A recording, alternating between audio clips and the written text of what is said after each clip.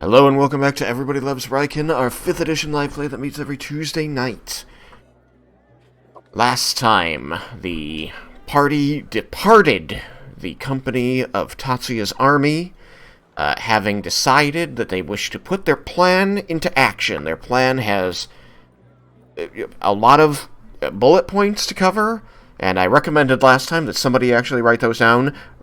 Beware, I didn't do it. I hope one of you did. But a couple of the things that they've decided they wanted to do, go and speak with Tresnor and either get him on their side, or somehow trick him or use his power to convince Tatsuya's army that they have the White Scale and intend to use it to release Widemir, so they can fight Tiamat. Another thing they want to do at some point is talk to Karasoth and see if they can get the Red Dragon to betray some of the other dragons to them so that those dragons can be killed and Karasoth can keep on stomping around the world, if that's what he wants to do. They still have yet to talk to him. And so I thought that they'd be going to the swamp in Sudarin to start with Tresnor, but there was a sudden right turn, and they have gone to Bromdor. The party is in Volinar, thanks to Jebel being able to cast transport via plants. And they are beginning by seeing what world powers they can bring to their side. And so they have stopped in to speak with Nalia, give her the rundown on what it is they plan to do, and see if Volinar is going to be on their side in this let one or two of the dragons stay alive and give them some place to terrorize as few people as possible. And so where we left off, they had given this information to Nalia. She was taking it to Claire, while the rest of the party caught up with Lynn. And I'm not actually sure what's happening next, so somebody tell me. I think we had been going to the wall to have Lynn look at the blue scale to see how it compared to the black scale. Okay, that is reasonable. I'll just quickly grab probably Orgoth here. I'll just grab some wall and say that it's, approximately over here. Alright, party. Westward to the wall.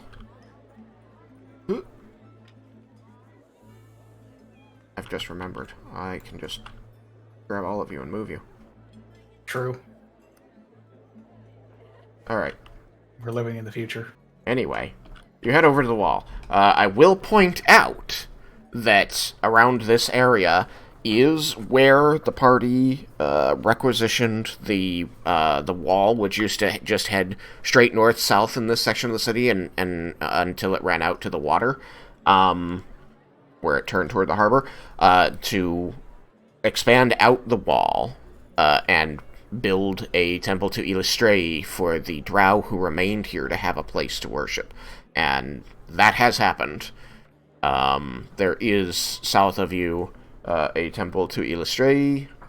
It's not beautiful. It was very quickly built, but, some care as was put in. It seems to have a complete roof, at least, and you do see drow coming and going from it a couple at a time. Just so that you have a bit of setting and know you've had an impact on the world here. And so you make your way over to the wall, passing by the last few buildings along the road that the Mages Guild inhabits, through the a small grassy lawn that separates those last buildings from the wall itself, and find a nice secluded spot away from any passers-by and people. Where you wished to show the Scale of Elsementh to Lynn so that she could tell you if it felt the same as when she stole the Scale of Shasharin. Is that correct? Yes. With a bit of hesitation because it's an uncomfortable experience. Majesty will acquire the scale from his bag.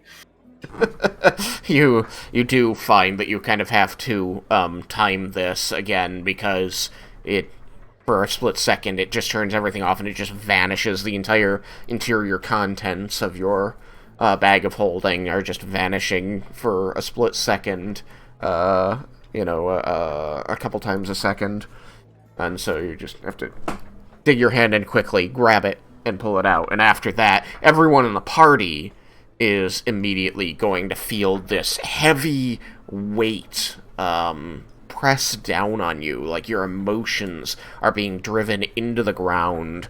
You feel your shoulders slump, your bags all feel heavier, and it doesn't feel pleasant because all of the magic items that you're benefiting from, especially anything that's modifying your stats, keeps being deactivated momentarily every second on this rhythm. And so, people like Raiken, who are benefiting from items that improve their strength, you feel like all of a sudden everything gets heavier and your muscles are sore momentarily, and then it goes away, and it's the fact that it's just this rhythmic pulsing that this bad feeling comes about and then is gone. It makes it worse. So I'd like you all to make a Constitution saving throw. I'm not good at those. I believe in you. You shouldn't. Did we get Raiken's? Yes. Kind of. I'm just gonna go with yes. Well, I got an half 20. round down. so did I. I also got that many. Wow. That doesn't bode well for me, I think. All the nat 20s are gone, Sam. I'm sorry. Yeah. God damn it. Just So, want me to die. Raiken's bonus is +3, right? Yeah. Yes. Yeah, so that's a 24. 25 from me. Yeah, I got a +1 con. It's not Leah's strongest stat. I got an 18. I rolled a 16 on die. What is this? Better than I what's the con expected. save? Is it? Con save with a +3 from Raiken. That's a 20. Oh, plus 3 from... That's like a 27 Yeah, from 21. Yukikaze. I mean, hopefully everyone's at least 30 feet from me. Yeah, no, you that's got right. the bigger aura You've now. got a gigantic aura. Okay, Yeah. it sounds like all of you passed. Excellent. Yeah. I got a 25, by the way. I have plus 13 COD. Rolling the big numbers already, I see. Gotta get those 12s in there. Yep. Okay. Then, yeah, you all feel literally oppressed by this force that is pulsing off of the scale magically. And you can see, the tick to Lynn as, her eyebrows knit and furrow in the middle and her ears twitch every time it pulses that magic. And she kind of... She almost begins to reach for it and then just immediately draws back and shakes her head. She meets your eyes, Laramendas, as she says, "No, this one did not experience such things when she took the other scale. It was not like this at all." Interesting. I'm going to Wonder put it why away. You managed to put it away. What did you say, Vendor? So I wonder why it's different. This one is only versed with simple magic items. Things that do simple things, like pick locks. She could not tell you what the gods deign to do with their power, why this scale is different from the other scale. But, as she told you, when she touched this black scale, it was like bubble, like snow globe, like anything she might pick up off the ground. She thinks this is why it was interesting she was paid so much to get it, until she knew more. But knowing more wasn't necessary to get paid. So, is there something else she can do for you?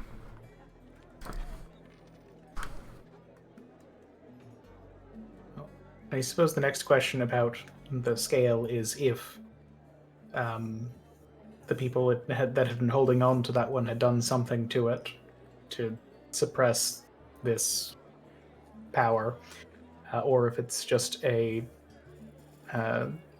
constant from containing the soul. Maybe it's doing this now because the dragon's awake. I don't know. We probably should have asked Dustian.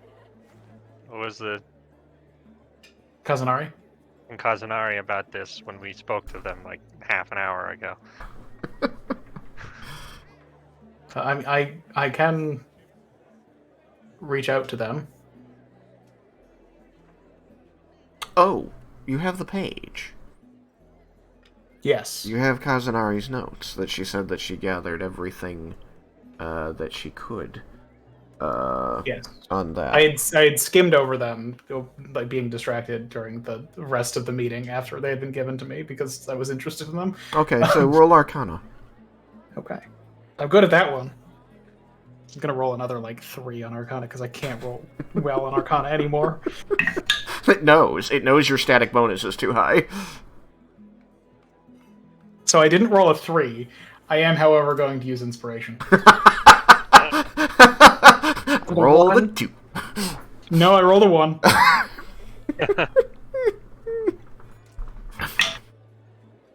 And that is a natural 20. So I got 40. Good use of inspiration. Okay. Turns out you know a lot more than you thought.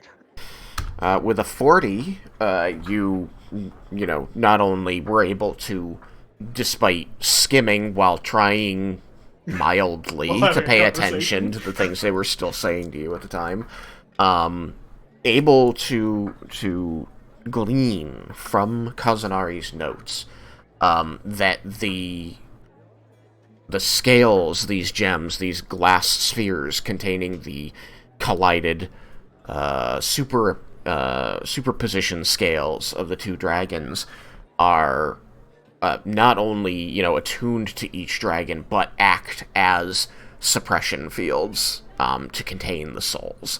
And so, as you had suggested earlier, it does seem the most logical explanation that while they are containing the dragon's soul, preventing it from reincarnating, all of that energy is being directed in toward that, and while there is no soul there, it is simply released to the world.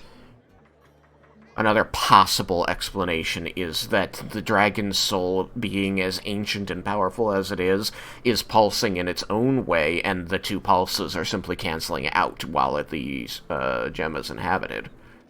Mm-hmm. Either of these is possible. One is probable, the other is likely. Without a way to study and prove it at this time, you may believe as you wish, but those are the two conclusions you draw from the notes and your own magical understanding. Now I want to just hold on to one of those ones with a soul in it to study it. You know where one of those is! It's true!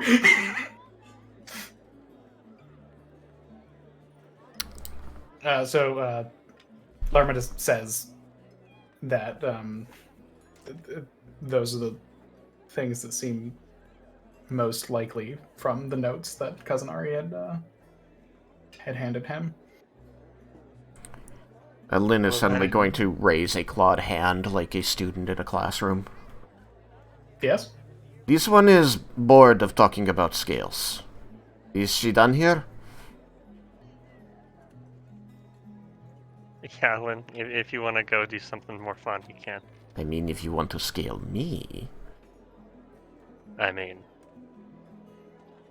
It is alright if this one borrows him, right? She says, like, grabbing Vendar's collar. I mean, We are low on time, Vendar.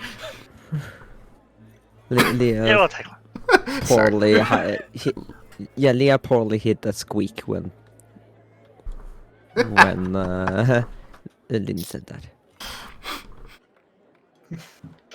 Oh my cord.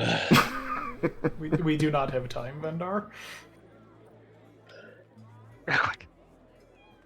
No. Real quick. You won't even notice I'm gone. I frequently am concerned when I don't notice that you're gone. We need to be able to discuss with Nalia once she's done talking with Claire and then plan our next move. Hey, you can send me to me when you're done, when that happens. I would like to not waste spells.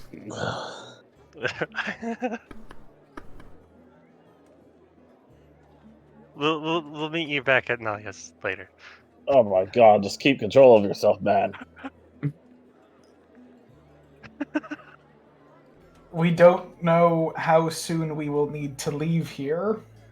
Thurman is giving you like a disappointed look. You just see Lynn cocks an eyebrow and she just says, "You are unaware of how quickly thieves get things done?" We don't have the time. And then Lerman just begins walking back to Nalia's place.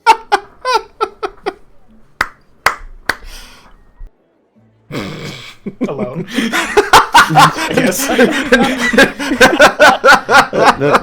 Leah isn't budging. She's excitedly waiting for something to happen.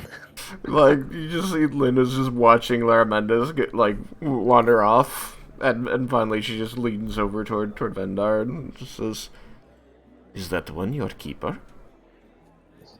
No. He likes to think he is. Let's go. Too old for this shit. God damn it. The times where I wish I had command.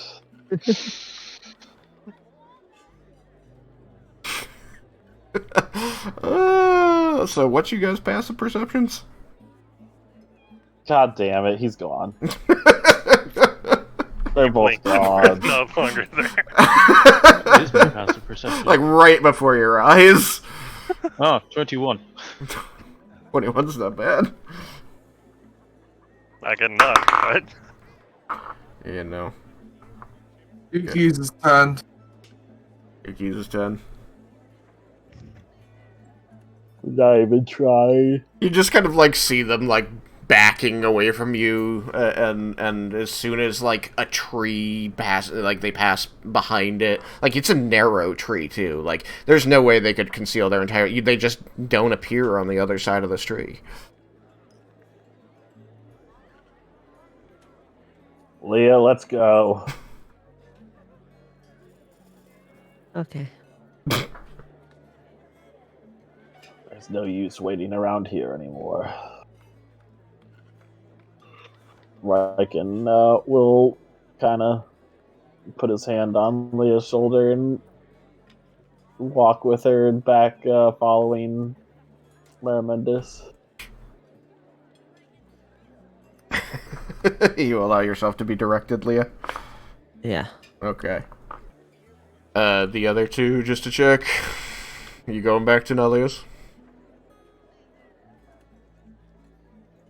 Yeah, might as well.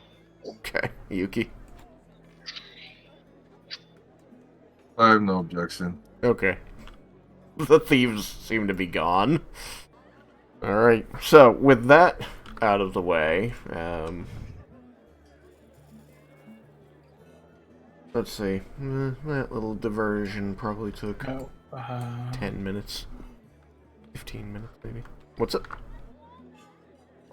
Cyrus's token. Oh, where is it? We don't know. Huh. Cyrus went with them. Under the map? He has seen it all. Wait, Scarred. I know where it is. Scarred for life. under the water. No, for some reason he was hidden. Don't know what that was about. Sorry about that. Alright, you're back, Cyrus. Yay. Okay, you come up. That was like 15, 20 minutes of diversion there. So Nalia wouldn't be back from visiting with Claire yet.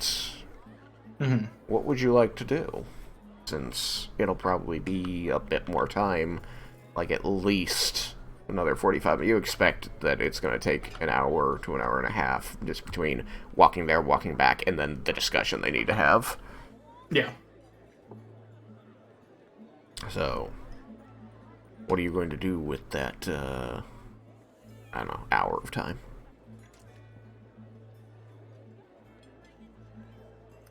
We have an hour. And you have your 9th level spells. As you come back to the Mages Guild, there are, people moving about the streets, moving about the city of Volinar here, including guards, several of whom are drow. As any drow guards pass you, they do seem to recognize you, and if they get close enough, you'll notice that they nod their heads in your direction, and you can hear them murmuring at you. Voice of change. In common. Larmendus will nod back whenever he notices one of them nodding at him. Acknowledgement. Similar. The roads aren't crowded, but it does happen pretty much every time you happen past a drow or one happens past you. They seem grateful. So, Cyrus, you are suggesting that you would like me to cast the True Polymorph on you? Yes, although we might need some space for the initial cast. Unfortunately, I think today we need to use my 9th level spell to send to our future associate. Since out of character, I think that I can't use a lower level spell slot than 9 to send to him. Right, Voice in the Sky? Yes. Yeah. Being the children of Tiamat has its benefits in that regard. Well, I mean, also banking on that just because it makes it clear that if they receive a sending from someone that they do not know, this is a powerful person. Mm-hmm. Which hopefully puts us in a position where it's not just immediately laughable saying that we wish to talk. Indeed. So, are you going to go over what you wish to say in that sending with each other? I mean, I would like for Vendar to be around when we do that.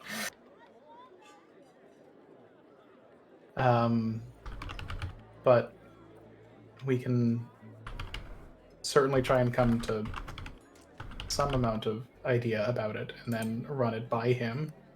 Is there anything more pressing than that anyone wanted to talk about or do? I guess first, is the door locked? No. Okay, I'm gonna go in. If I can manage to move my token in.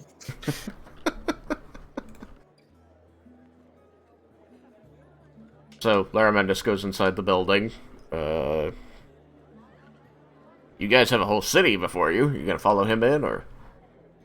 Yep. Have we been told that we have like an hour?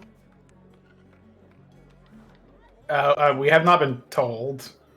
It's reasonable to believe that you have an hour, given just walking time and bureaucracy. Yeah. Okay. Then I might go check out Temple of Illustrati. Okay.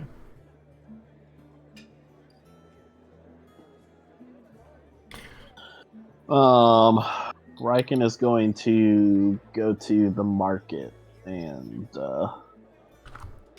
is going to look for meat. Meat. Alrighty. Yeah. Yep. Jebel? Yeah, I want to do something.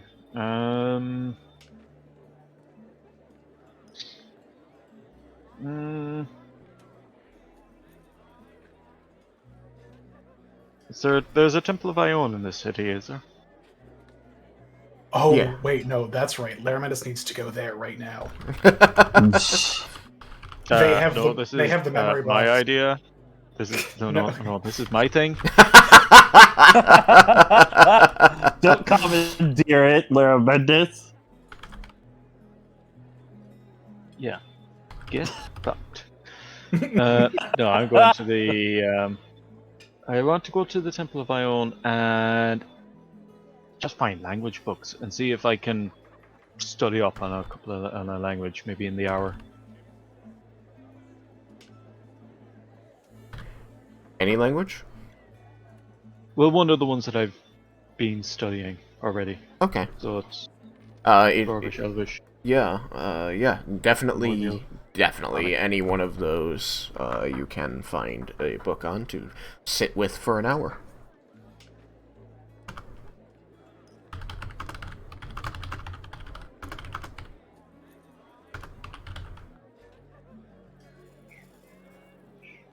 Laramantis is going to go there just to sync Ash up with his memory box. Because it has been a long time. A lot has happened.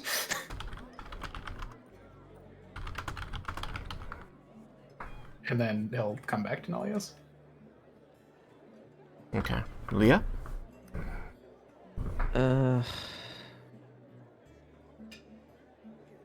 Oh yeah, I have something.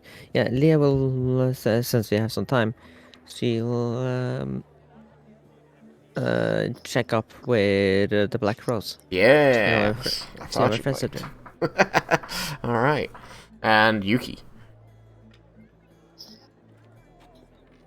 Boring. I have nothing. Okay. You don't want to like go study a language with them in Ione, or just tag along with somebody, maybe? Raiken's gonna go get food.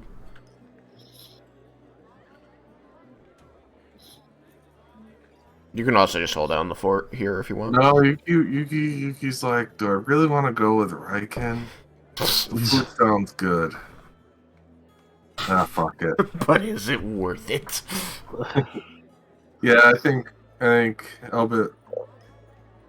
Does Raiken say that he's going to get food? He said he is going to the market to get food and meat. Food ain't meat. Food and meat. I guess I'm going to join you also, Raiken. I want to get some provisions. Very well. More the merrier. Alright then. Start this Jibble. You head off to the Temple of Ione. I think we weren't able to get all the roads in here, but I remember that this area, I just dragged your token, over there is where the quadrangle of temples is. I should have the roads that kind of go on the outside of it, right? Where that corner is. If I remember. Oh, is that it? Yep, that like where that corner is. That's where the corner of the bottom left building starts on the outside edge. Okay, I have the map here, so I can just.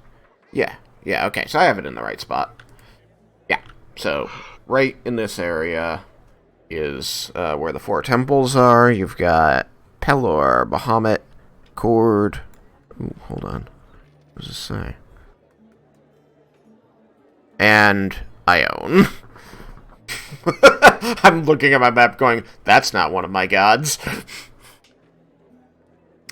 says Bakab. So, Ione. Bakab was the god of knowledge in 3.5. Ione. Okay, here we go. There's two clerics in here. A human. And... oh my god, it's her. And another human. So you are greeted as you walk in by a young woman wearing the gray and light blue robes of Ione.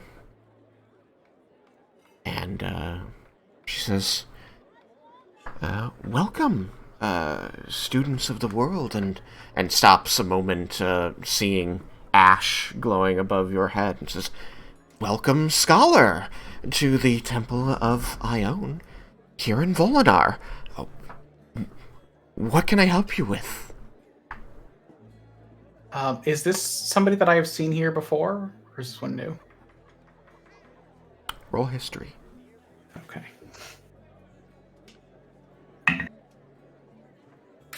I'm using this die for all these checks now. That's a 34. Okay. You know that you haven't seen her before. She's pretty young, and humans are very short-lived. It's true, but it's very unfortunate for them. Is there any particular bit of Ione's knowledge we can share with you today? I am actually here to use a magic item that was left here for Ash to That was you. store his memories. Yes, absolutely. We have it safely stored for you. We were told that you might come seeking it. Oh, I didn't think I'd get to meet you. I'm sorry. She turns toward Jebel. Sir, what can I help you with? Are you here for the same thing? No. I'm just looking for some sort of book on languages. We have many. Preferably Elvish. Elvish! Excellent! A great language. We have so many books on that. I can lead you directly to them. Do you mind if we do that? Well, before I take you to the... Sir? She says, returning her gaze to Laramendus. Please see to him. I will be here. Nonsense! Come with me. It's on the way. Very well. I follow them. She leads you into this place. It is very much a single-story library. There are tall bookshelves, 8, 9 feet tall, with wheel-bottomed ladders hooked to rails along the top edge. Stacked 5 deep on either side of this main corridor that leads down through the center of the building, where you can see in the middle a wide ring-shaped desk area with a bunch of acolytes who seem to be keeping notes and updating ledgers. And here you can see that one of the people there is dressed similarly to the cleric with you, and so very obviously also above the rank of acolyte, a full cleric who looks up, nodding to the woman leading you, and then you see, right as he's redirecting his gaze back down at the ledger he's working on, he catches the glow of ash following you, and his eyes shoot back up, and he watches you go with interest, but he does not say anything. Is this another cleric that I don't know? He is human. He is older, with a 34. You would have... The last time you were in town before the campaign was something like 40 years earlier, right? Well, I've been, because we brought I've been to the temple during the campaign. Yes. Yeah, this temple? This one, yeah, because this is where when we brought the box I gave to... No, it was the Temple of Pelor. Yeah, you gave the box to Nalia, and she brought it here because you were in the desert. And when you were working with the temples here, you were working with the Temple of Cord. Excuse me, of Cord. So you actually haven't... I thought when we were here, there was the time span,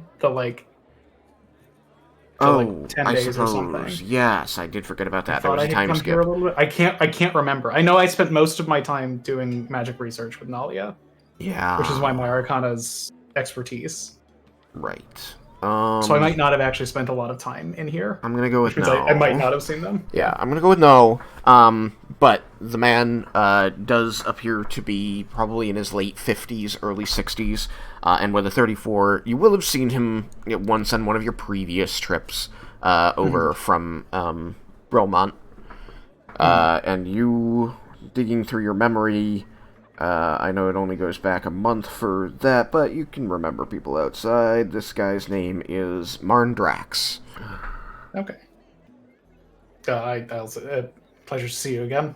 Marndrax, you said his name is? Marn, M-A-R-N, is his first name. Okay. Family name was Drax. Okay, then would I be calling him Marn, or would I just be calling him Drax? Or I don't remember how we refer to clerics. Is it brother? Is it? I mean, you have you've seen this guy before. He's helped you in a way similar to this woman before. First name basis is probably fine. Okay, cool. So you just refer to him as Marn, and he kind of nods, still just sort of watching watching Ash follow you, and he kind of says gruffly, "Long time no see. A lot of changes to see. Not the ones I expected. Hopefully welcome nonetheless." I've got no complaints," he says, not taking his eyes off Ash. Coppercan will see to you, though. We can catch up later if you're busy. Yes. With that, the woman is going to lead you abruptly down one of the rows of bookshelves and stop looking over it. She pulls down a clipboard with a sheet of parchment upon it. It seems to be a listing of the books and their subjects that are in this section, and she goes, good. Oh dear.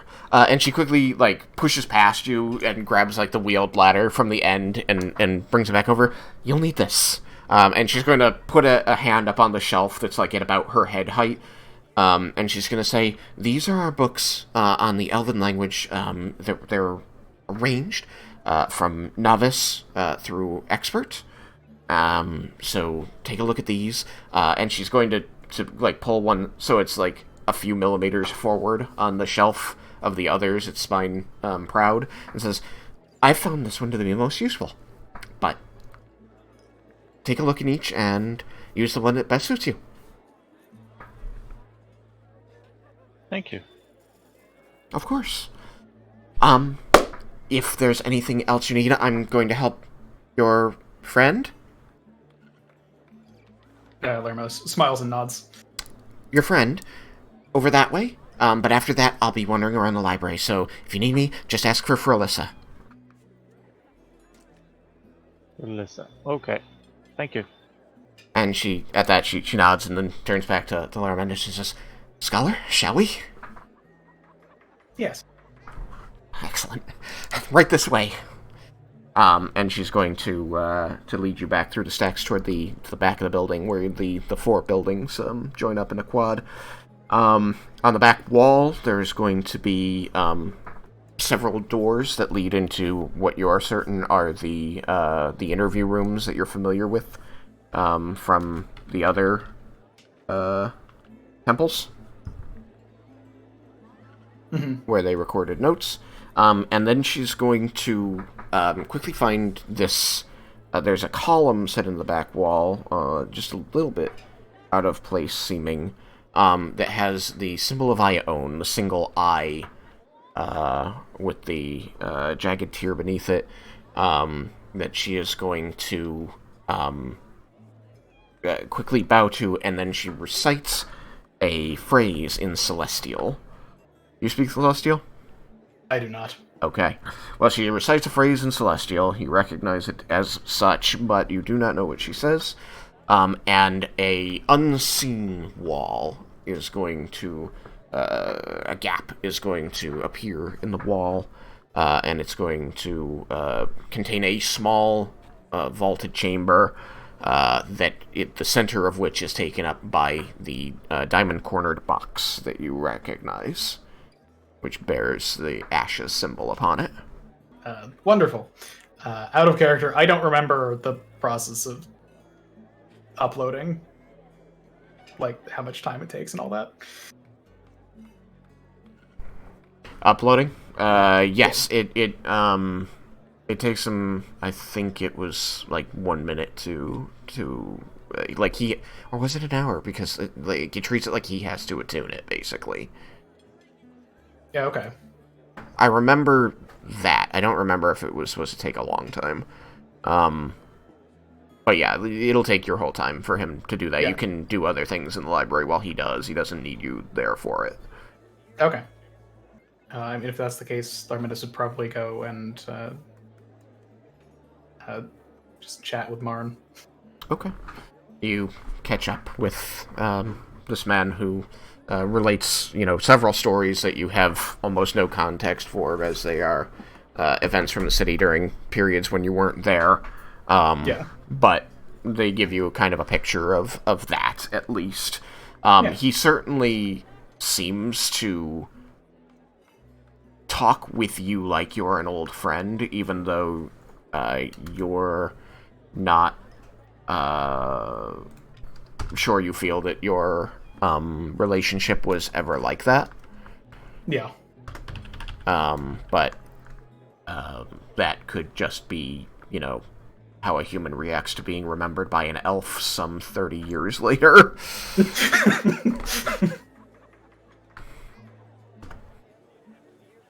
Senpai noticed him. That's fair. But yeah, it's a very pleasant time just chatting with him while Ash is doing his thing. And Larminus is trying not to make it like obvious that he thinks that their relationship is different than the man thinks. Yeah. You could keep up that illusion. Okay, so yes, Jebel, you get an hour with these books, and Sam, you can catch up with this man. And it's good. He's friendly. He's certainly interested in what one does to become a scholar of Ione. Larminus is happy to talk about the events around acquiring Ash and those kinds of things. So, yeah. Okay. He takes this in stride. And you have a otherwise pleasant time. Sorry, I'm trying to, have 3 conversations at once. Yeah. I'm suddenly reminded of the old days. Alright, so, that was you guys. Meat Market. The Dragonborn. Meat Market! Right. So, you head over into the Market District. You guys remember from your time here in the past. This is around the area where you got the horse and the wagon for bearing the drow after the big battle. And before that, it's the same area that a person came and pickpocketed the axe from Bruenor, which got you into trouble with the guards, which got you into trouble with Sivan. As the morning carries on, the area is getting a little bit busier. You can see that people with wagons are, rolling up the sides and putting out goods and wares in the area that is set aside for mobile shops to come and go from. You can also hear the ringing of small doorbells around from the more permanent structures, as those shops are opening their doors and trying to encourage customers to come in, selling anything from jewelry and clothing to foodstuffs to paper and ink. There are a couple places, wagons that seem to be selling, magical reagents and trinkets there. But you see that every time, a guard happens past them, they kind of cover half of their wares and start talking about something else. You suspect that they are probably not supposed to be competing with the Mages Guild. But you are able to find several vendors, both permanent structures and wagons that are selling foodstuffs. So if you're looking for meat, there is a covered wagon that has, they're just putting up, like, they pulled up the side of the covered wagon and put in, like, tent stakes so it holds it out as a little awning, and are just climbing into the wagon. You can see that they're reaching for and picking up a slate to write things on. You can see that within the wagon around them, there's just slabs of fresh meat, cured meat, every kind of thing. It smells strongly of meat. You imagine that they probably butchered it outside the city, did what they needed to make this meat last the next few hours, and then rolled in to sell it. Nice little, almost like old-fashioned food trucks. Yep. Yeah. The person who is writing on the slate is a dwarf with a gray beard. And you can see that they are writing out a list of, like, items and prices on this thing, if they are the person you wish to approach, but they don't have to be. Yeah, I'll approach. Very well. And Raiken will give him a moment to continue writing on his sign before he interrupts him. And he'll be like, excuse me, are you open? Without looking up, you just see one of the bushy eyebrows, like, crane as he continues writing on the slate with a piece of chalk, and says, "Aye, I'll be opening here in just a moment. I don't usually get customers so quickly, so promising. How are you today, sir?" Oh, very good.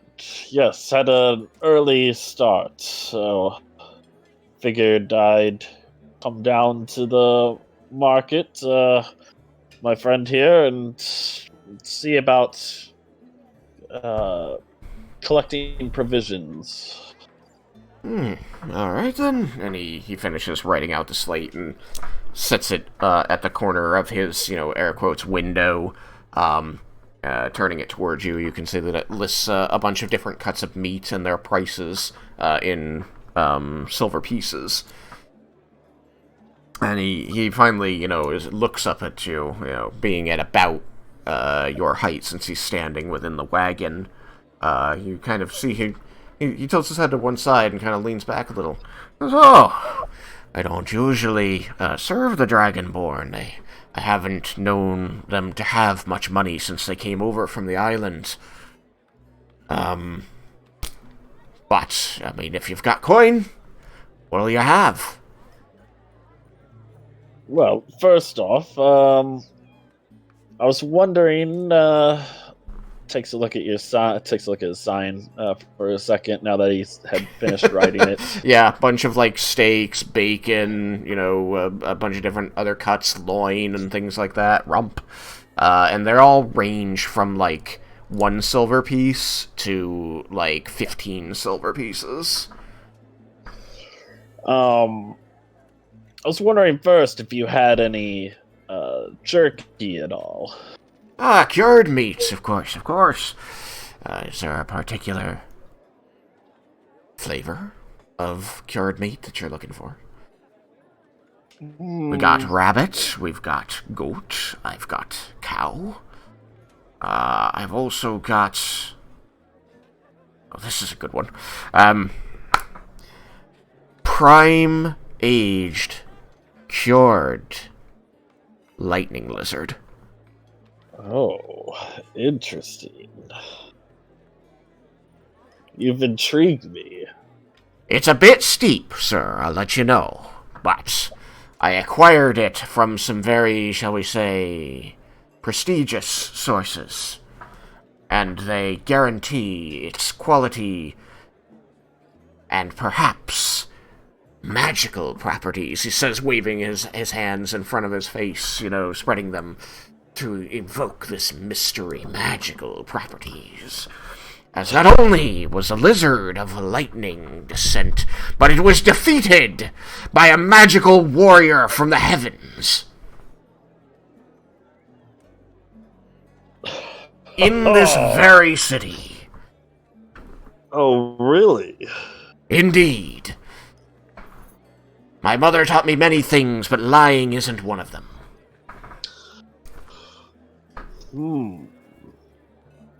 How very interesting. This lightning lizard. It was here recently, I assume. Then Aged. It was some weeks back. Wow. I wish I knew this hero.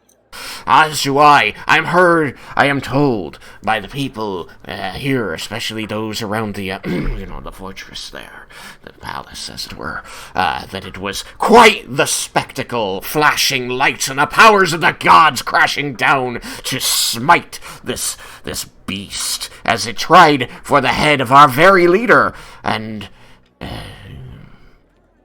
well, it may have succeeded. But the fight, I'm told, was epic. Dang it! If only I could challenge this hero. See my strength against his. Raiken hears a little chuckle behind him. Quick question: did Ryan also sell this story? Yes. Yes. It's exactly why I'm playing it, that he doesn't remember it at all. Oh, you poor boy. You're gonna see the dwarf kind of point past you and say, "Sir, it seems you don't believe me, but let me assure you, I get this information from the most trustworthy of sources, and this meat is as real as can be." And he, kind of pulls out a small tray where you can see that there's these dried, cured meats, and for a moment you feel like you can see, just a spark of electricity course from one chunk of cured meat to another. Yeah, you Kaze. What are you laughing about? Nothing, and I'll just have a smile on my face. I would, but on the subject of meat, I would prefer something that's not reptilian, and something that's sweet, but has the bite of the desert and heat. Spices you want. I've got something for you. Yes. My wife! She cooked it before my way in. It was going to be my lunch, but I'll part with it for a mere 50 silver pieces. What is it? He's going to, reach below the little counter that he's built onto the side of the wagon here and pull out, very dramatically, this paper-wrapped something, and, like a magician in a show holding his hand over, he's going to quickly whisk his hand over it and unwrap the paper, folding it down and revealing this bread bun. It looks like, but you can immediately, once the paper is pulled away, smell these spices and cooked meat wafting at you from within it. They said this was his lunch. Yeah. His wife made it for him. She's gonna sell me your lunch. For 50 silver pieces.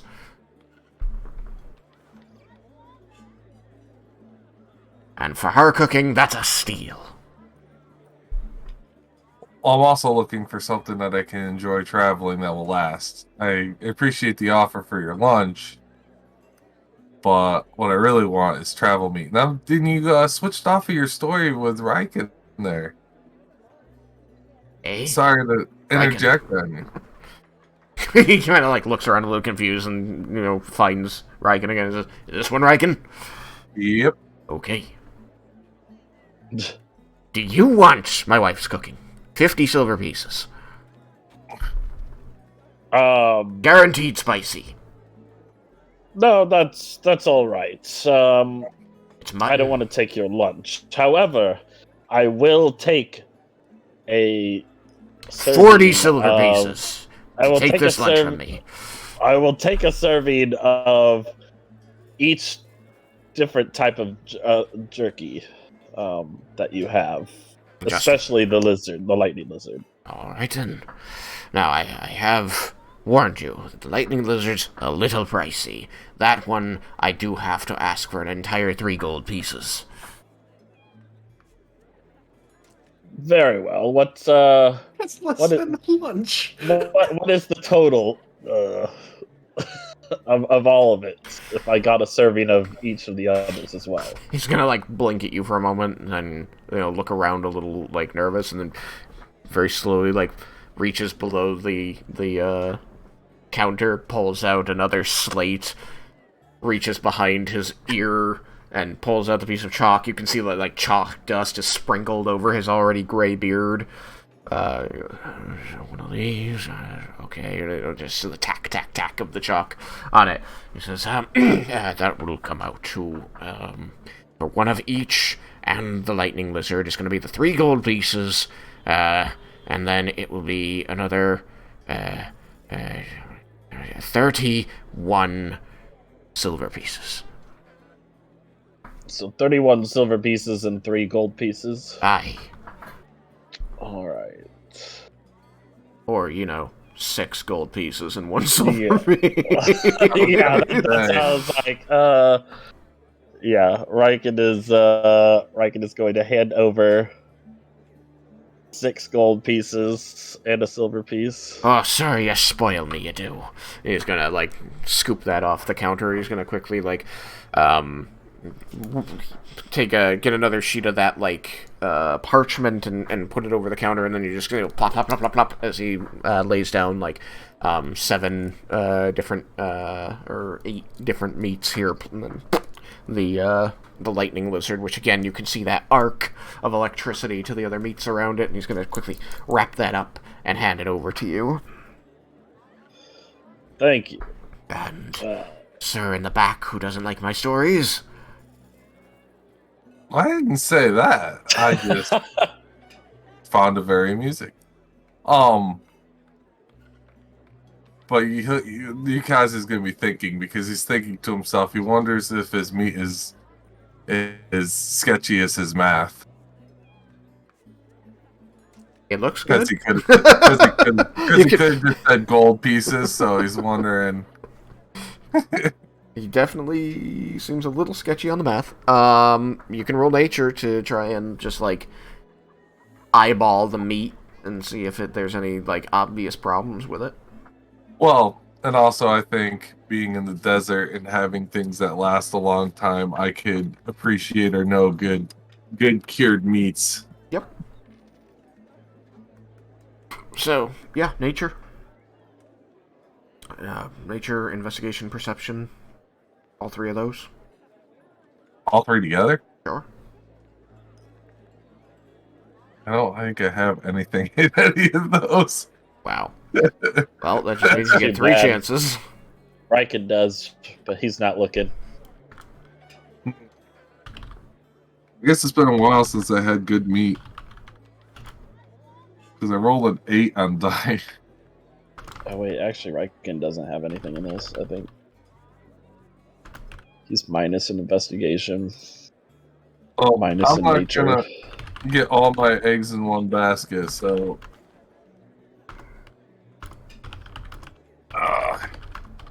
He offered his wife sandwiches, so I'm gonna wonder, it's like, so, other than the sandwich, you had no other, like,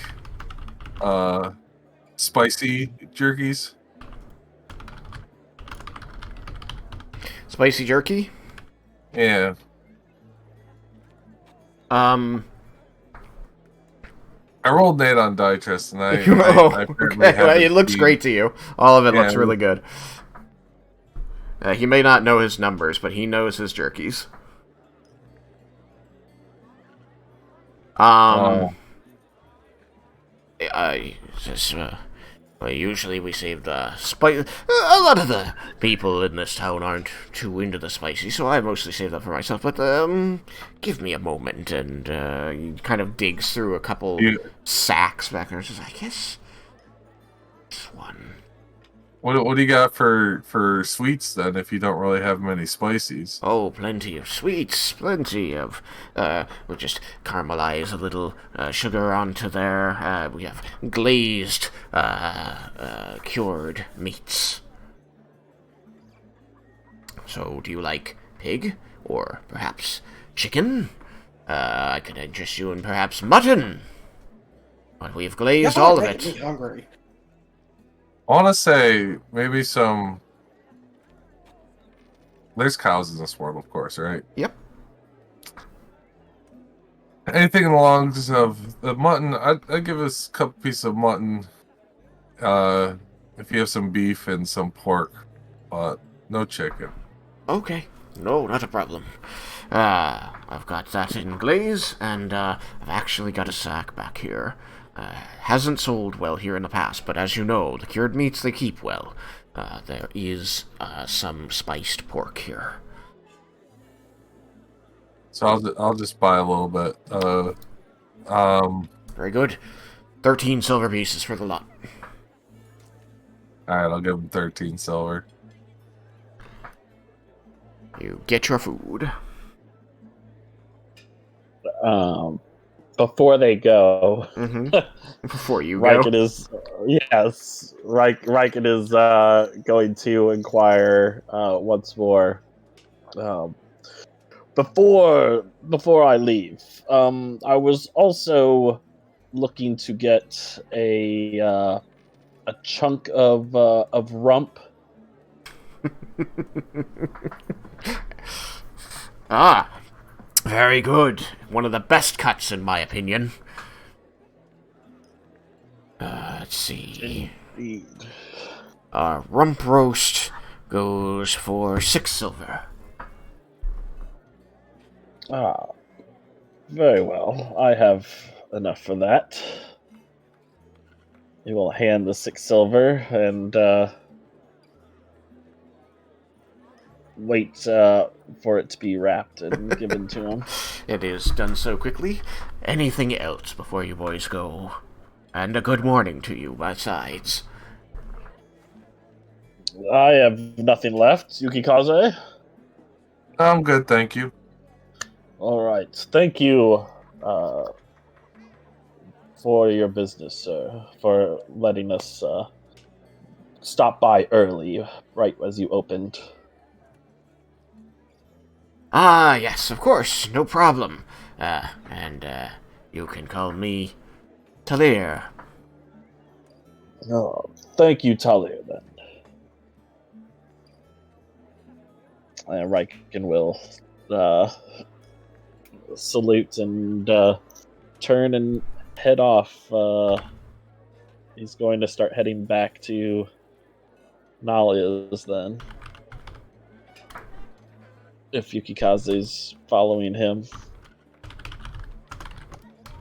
Yeah, I'll just let you lead the way. I know you feel good about that. Alright. Leah. You head off to find the Black Rose. Yes. So, it having been just a couple of weeks ago, and even less for you due to the travel in the Feywild, you are able to easily navigate your way from Nalia's place to where you helped the Black Rose establish themselves.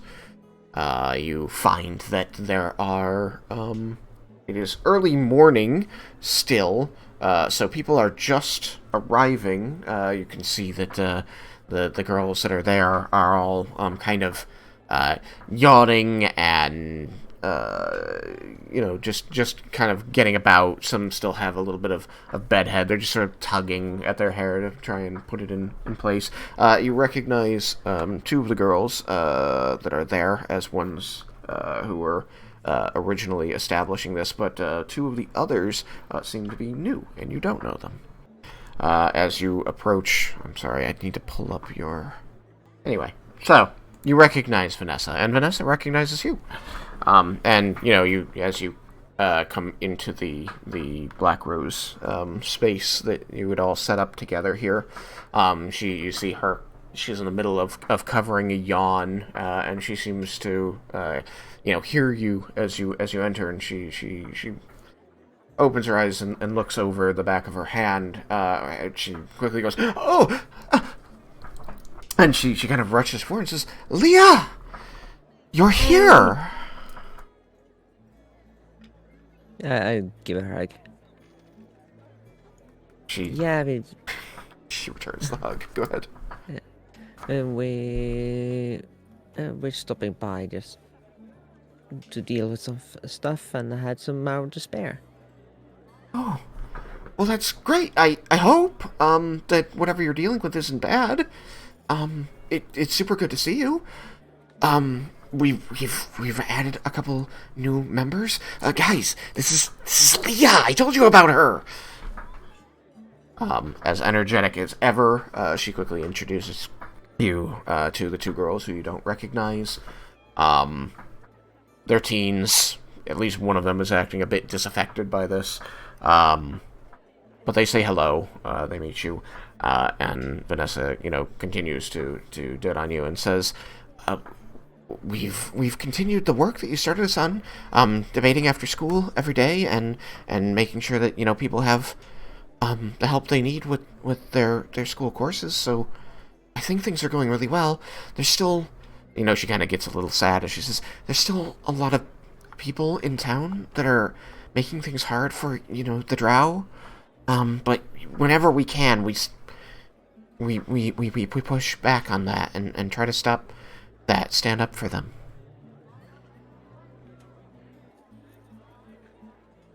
Like you taught us. That's great. Like, I didn't expect you to grow that fast. You made a real impression on some of the people here, and it was only like a week or whatever, but it was a lot of big change all at once. Everyone was so scared, and suddenly we had something we could do about it. So yeah, we grow fast. What about you? How are you? What have you been doing? You left so suddenly? Yeah, remind me, I haven't been back since the Underdark, right? We went to the Right, Underdark and you everything left like and you went to the Underdark and you've been gone since then. Yeah. Well, yeah, we had to go to the Underdark and do you have time? I can tell the story. Yeah! Right? You guys want to hear the story too, right? And, the others are like, yeah, okay, sure. So, yeah, puts on her best body, or minstrel face and start telling the story. Excellent. She has experience with that. You She do? avoid mentioning details that is dangerous to know. Regarding the scales and all of that, Yeah. You're gonna get them up to speed on, the dragons in general and how you're gonna fight them, or are you sticking more with the drow stuff? No, I'm gonna mentioning the dragon stuff, but not the actual plan. Yeah. That I'm leaving out.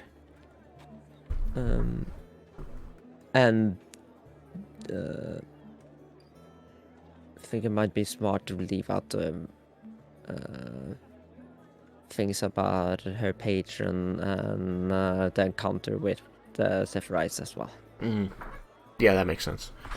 By the end of this, Vanessa's, really excited, scared again, too, but she says, wow, my parents were always complaining about, the fights, that our army gets involved in, but if you should tell the leader, Claire, because I'm sure that's at least finally a good thing the army could do. A fight that my dad wouldn't complain about. That's one of the reasons we're here, yeah. She seems excited to have had the same idea as you. Yeah. We need to make sure that Bromdor's army is on standby. We need all the help we can get. I don't know what standby means, but yeah. I mean, if you need any help going and talking to Claire, like, I haven't ever talked to her myself, but I'll go as your backup. I'm sure it's fine. Claire and I are on good terms. You just know everybody. Well, we were the ones, like, responsible for her being the leader. You, like, you're famous people who make other famous people? Yes, if you consider me famous? She like looks to the other people and they're kind of just like staring dead-eyed at you like, did you not know this? Like, yeah. Yeah, you're definitely the most famous people around here. Everybody's talking about the voice of change. Not everybody in the happiest terms, but everybody's talking about you. Guess it makes sense to Volinar, considering we really changed this city. Hopefully for the better. Are you all satisfied? I mean, things have been better for me. I mean, I've got the Black Rose now, and we're all doing really good. Like, I think we're doing good things. Like, I think the city's changing for the better. Like, more and more people are just, like, not being shitty to the drow. And, yes, like... I notice a lot of the guards are drow. How does that make the villagers feel? I mean, you know, some of them, they remember what you guys told us and work together, and they're friends. You know, they're friends. As friendly as you can be with, you know, the guards, I guess. Yeah. That's good. But I mean, there's still, you know, there's still some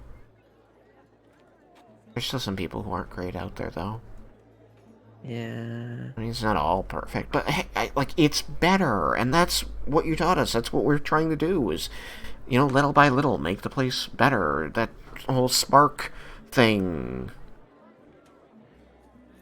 Yeah, that's right. It's the things you said, but One I of like that the drow liked saying it. Yeah, the disaffected girl at the back, like with the low cut bangs, just like the spark that lights the world on fire. She's like, yeah, that's the one. That's what you always used to say. Yeah, it's something one of the drows kept saying, and it became a thing.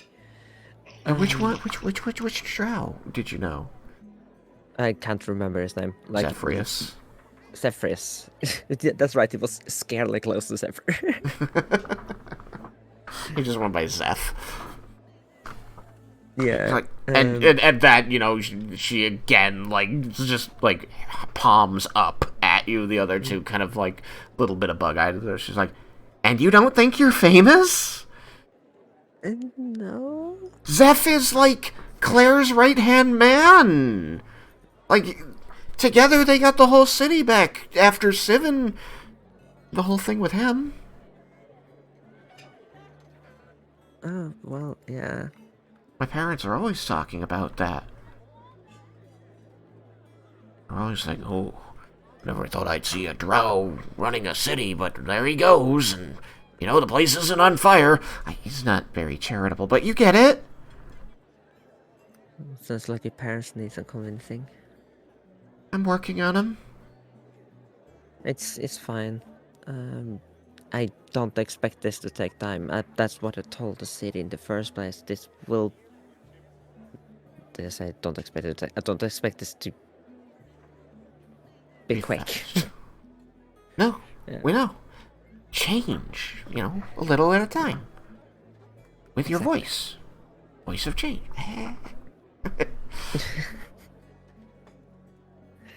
She's very proud of herself. Yeah, I mean, I'm just happy that we're making a place for the drow to be treated justly. You went to the Underdark. Did you help more drow down there? I mean, you said that you We helped did, free a yeah. city, and so you're famous down there now too. I haven't thought of it like that, but I guess. But if you put it like that, She's just like eyeing you like. let's just start counting out loud on her finger every city or place like she's been through to that she might have made a big enough mark. I think we might be in almost every capital in the world at this point. It's been all the capitals that you've been to, that's for sure. Yeah, except Leo was never in the capital of Evangard. Nah, you haven't been to Thanandir, you haven't been to the Empire of the Four Queens, you haven't been to Sylvanas. True. Yeah! So, but you're proud of us, right? We're doing the right thing? Yeah, Hey. absolutely. Just be safe. If you see a dragon flying, seek shelter. There have been a lot of cities attacked. Oh. One of them being where I was born. Oh no. Are they It okay? now seems no. This seems like that's where the dragons are settling. They just, like, took it over? Yeah. You need help? Getting them?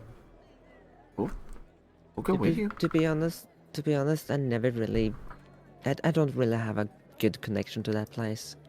If anything, it feels ironic. That's where it's all gonna end. You're like one of the heroes in the stories they told me when I was, like, really little. You know?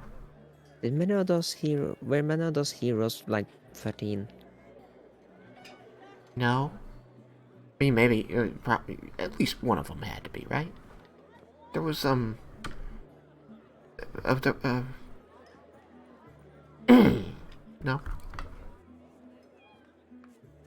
But they all, like, grew up in a really, like, troubled place, and then they went and they, like, fought a demon or something, and then they came back and saved their hometown, and all of a sudden everybody's like, wow, we're sorry we were shitty to you. Thanks for coming and saving us. That's gonna be you. And she, like, knocks her fist into your shoulder. Like, it's gonna be you. So far, people haven't been that grateful all the time. There's always a lot of people complaining or being unsure or being afraid. You know, when it's you. When you it's show what you just. It's like just like what you told us. Like, it takes time. There's always gonna be somebody. But I'm also a 13-year-old that can use magic and like single-handedly defeat like a dozen more people. It scares it scares people. Sure, you know. Forget those people. You don't need the ones who are scared. Just do what you do. Besides, you know, yeah, maybe you wouldn't be able to do it if you were 13, but you told us you were 14, so it's totally fine. Yeah, 14. Oh, there we go. See? So, it's gonna be great. You're gonna be a hero. And a famous person. Like, you're already halfway there. Just, like, you know, remember to tell people how cool the Black Rose is, so that we can have some of that famousness, too. Of course.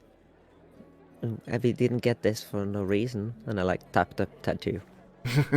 She, like, quickly, like, rolls up her sleeve and shows hers, too. Sisters. Sisters. The two others just gonna, like, show their tattoos are, like, sisters. Very, like, a lot less enthusiastic than her.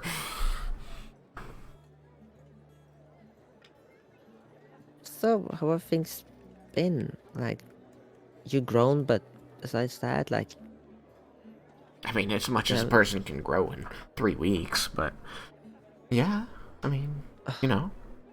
I still can't believe it's been 3 weeks. It feels like it's been so much longer than that. Well, it's busy and hard being famous and a hero and magic, isn't it? Yeah. And I guess when I travel across Amaranta in like the blink of an eye, time becomes irrelevant. You can do what? Didn't you hear the story? No, I mean, I didn't really. Come on. Like, the Mages Guild can do stuff like that. You're not. You don't actually, though, right? Field trip. How big is this room? It's like 20 feet across. It's not super big. It's enough for, you know, like for like 10 people to hang out in. I'll take a hand and I use Dimension Door to just poof just right outside the door. So, like, as you grab her hand, you kind of immediately notice that, like, she draws back slightly, and just, like, this deep red blush, like, crawls up beneath her eyes, and poof, you dimension door, and, like, as you go, she, like, starts screaming, and it, like, as you're standing there now, and she's still screaming moments later, she kind of looks around, and it just sort of slowly tapers, like, oh.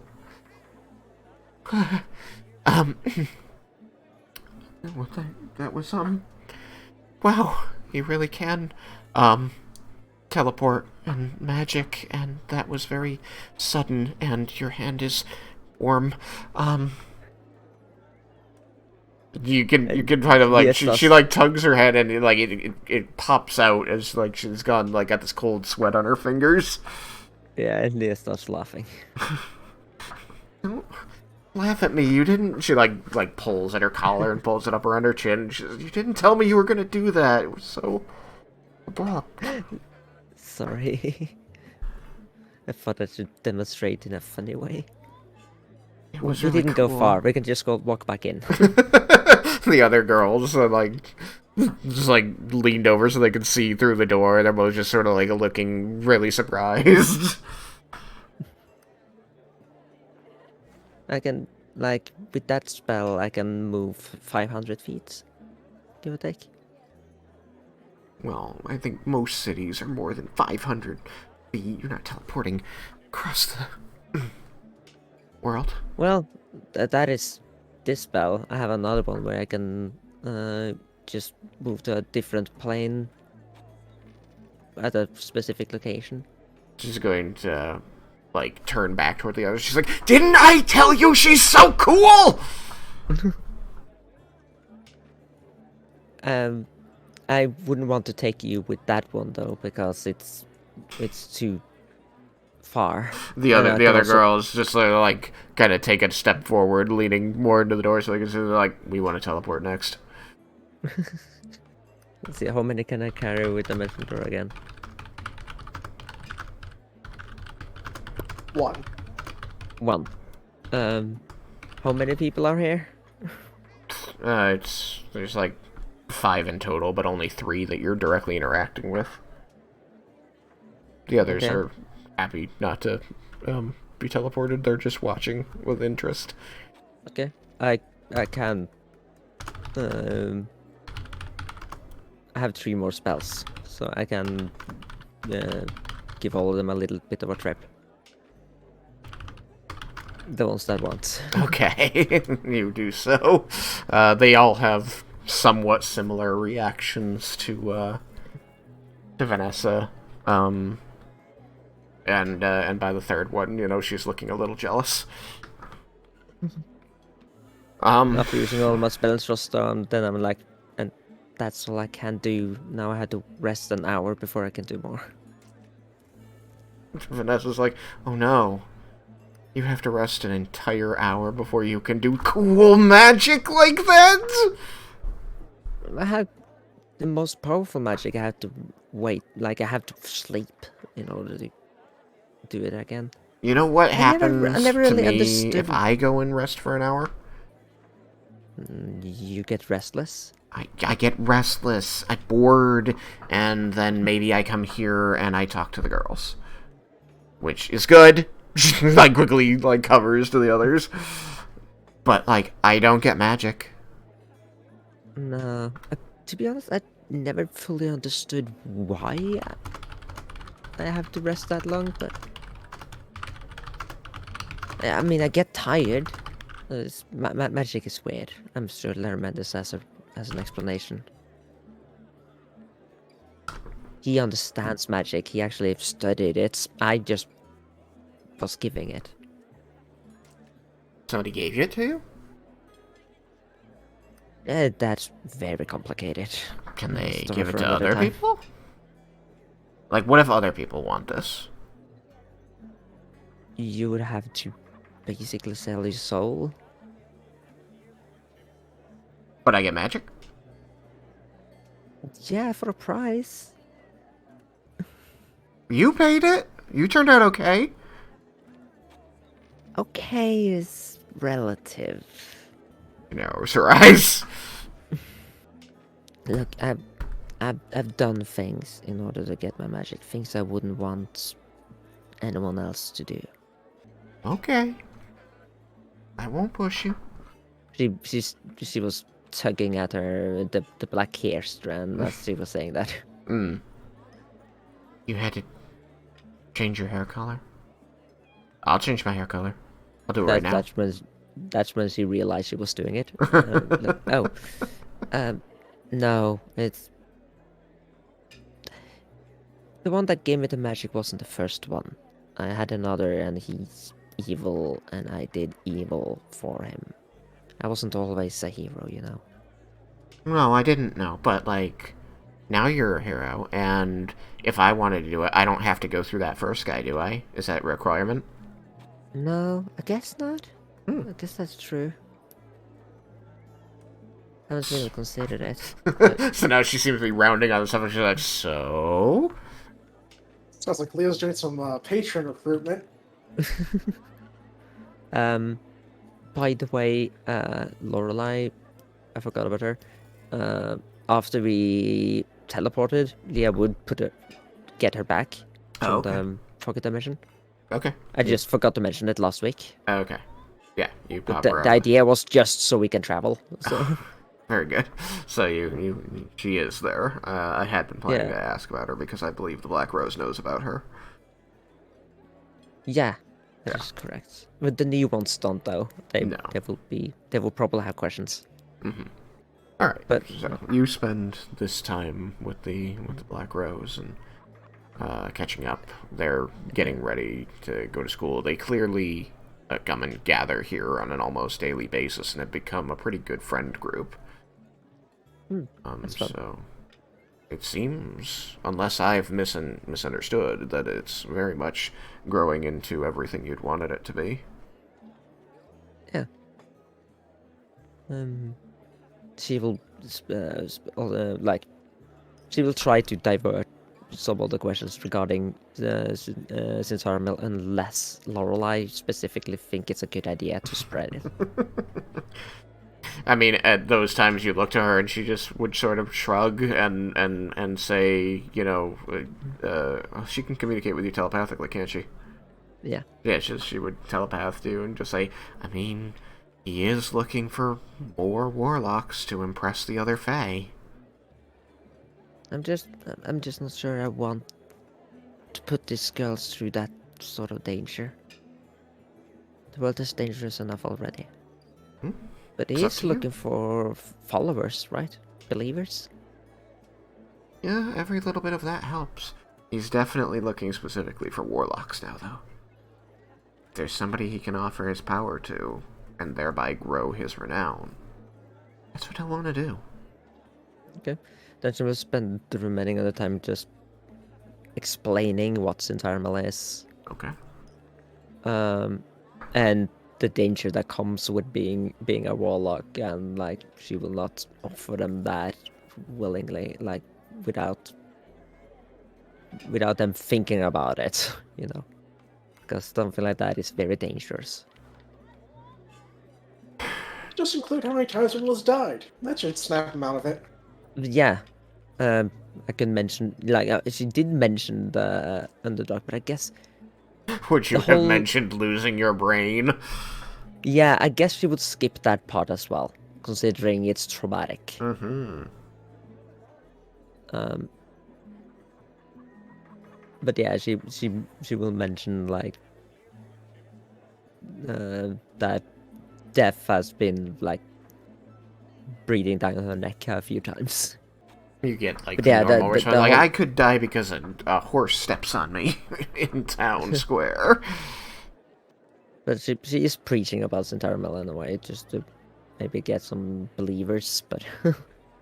Well, I can start there, and we'll see where it goes. Yeah, if you... would it be... I'm trying to think of whether there would be a way to quickly make them contact me. I'm sure some... Tell me it's magic. Tell me it's magic. Tell me you could use magic on me. You really like this magic stuff, don't you? Not a lot of people can do it. I want to do it. And there's a reason for that. It's like... If you say dangerous, I'm going to smack you right on your tattoo. Well, the most assured way to learn magic takes years, like a lot of years. The college. Thinking about how old she's thinking about how old Larmenda says. Oh, I thought you said butthole first. I was like, no. Lair, you know Lair's old. Lair's old.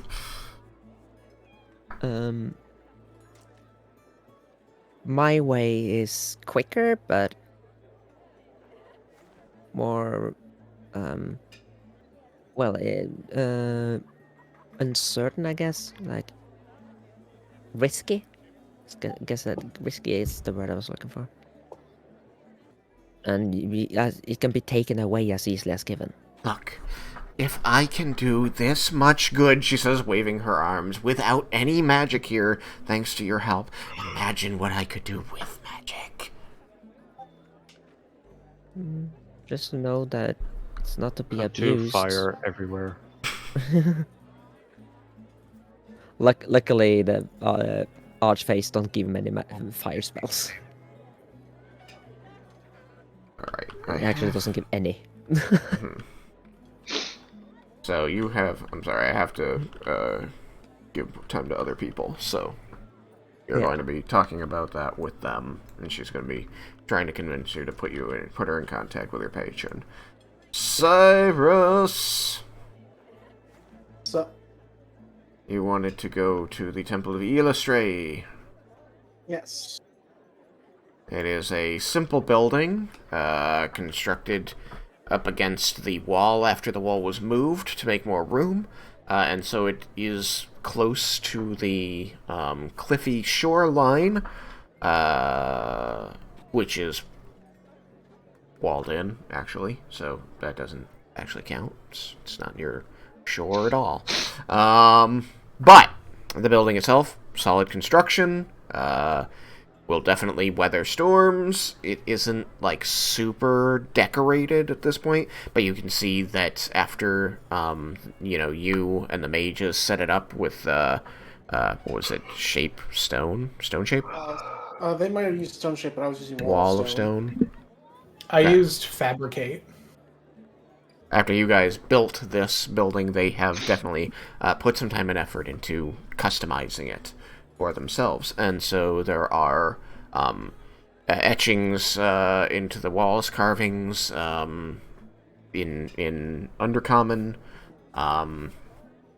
which are themselves prayers to Illustrae, and you can see that they have gathered what materials they can to create, sculpture, as it were, not like some of the beautiful ones you've seen at the big temples, but definitely, like, heart and soul was put into creating these images of the Dark Lady, as, some...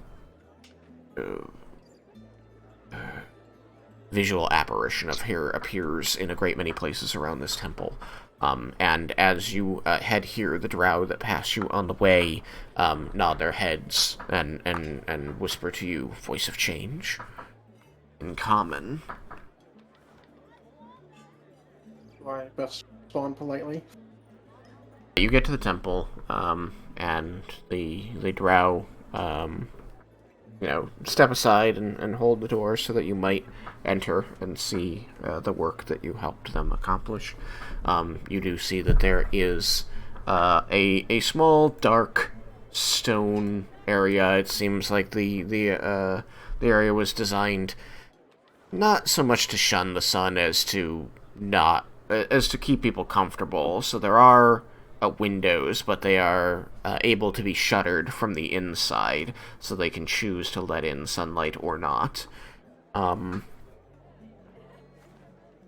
A person wearing relatively nice ceremonial garb turns towards you, a drow woman, and she looks up, and then she quickly makes a sign before herself that you are not familiar with, and she says, in common, she says, "Greetings. I did not expect to be in the presence of one of the Voice of Change. To what do I owe this pleasure?" My group and I are in town on business for a short time, and I thought I'd see how this place is getting along. This place, it is getting along well. As the grand scheme of Amaranta plays out, the city overall is still not entirely accepting of the drow. But we are not killed in the street. We are not spat upon. The Dark Lady watches over us, protects us, and guides us as we seek to form a more permanent bond with the people of Volinar. Glad to hear it. We have not forgotten our debt to you. We have had word from Umbra Light. Word my that next question. their self-actualization was successful, and that they are grateful to you for your contribution in that effort. Well, I'm glad to hear they are still doing well. As we will be glad to report to them that you came away from the city of Onyx alive. Yes, there were some close calls, which we've made it out all in one piece.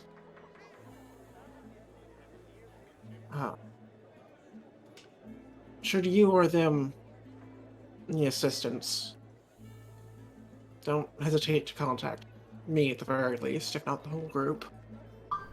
We shall find a way to make use of this offer, as generous as it is.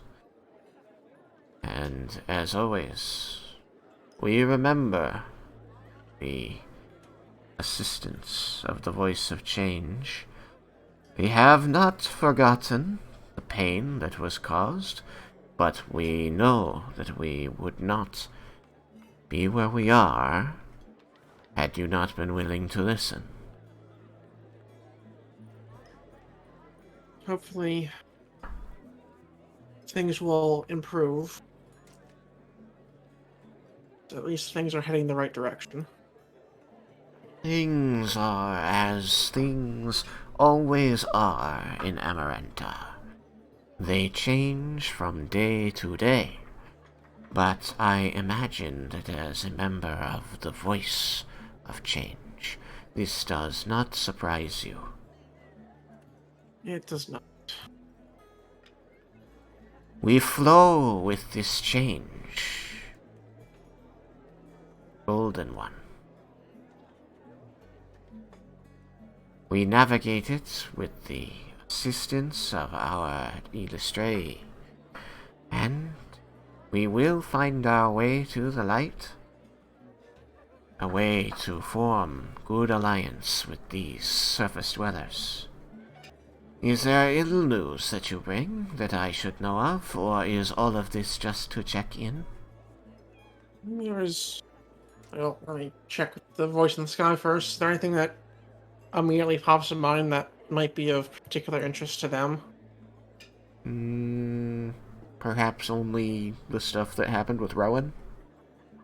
They wouldn't know about?